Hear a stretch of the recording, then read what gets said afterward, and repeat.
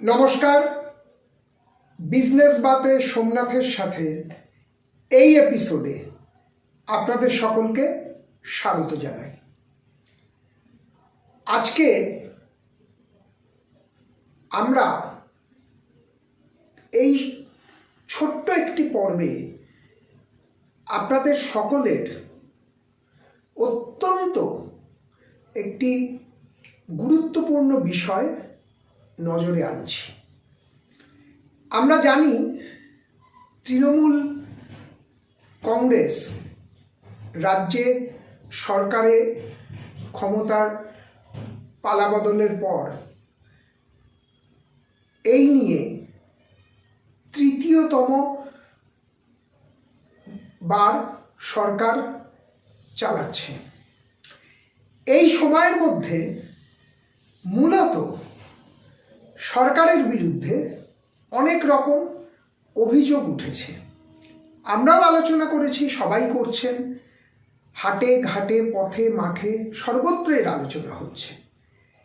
কিন্তু এখানে একটি অত্যন্ত গুরুত্বপূর্ণ দিক আমরা হয়তো হারিয়ে ফেলছি।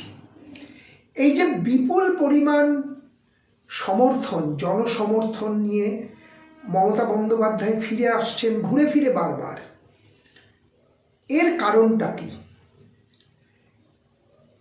শিক্ষা, স্বাস্থ্য, খাদ্য সমেত একাধিক ডিপার্টমেন্টে বা দপ্তরে বহু রকম কেলেঙ্কারি একেবারে তালে তাল মিলিয়ে কিন্তু চলছে। তাহলে এত কেলেঙ্কারির পরও সরকার কেন টিকে রয়েছে, বা সরকারের এক্স্যাক্টলি টিকে থাকার কারণটা কি?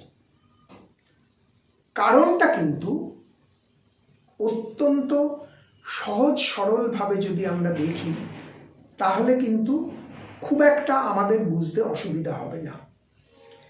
এর কারণটা হলো সরকার একটা পর্যায়ে কিন্তু কাজ করে চলেছেন।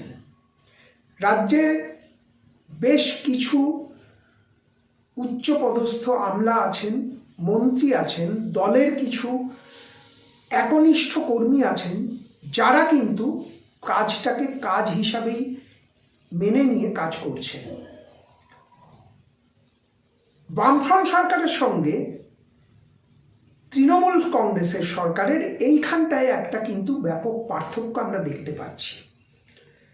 বামফ্রন্ট সরকারের কন্ট্রোলটা কিন্তু ছিল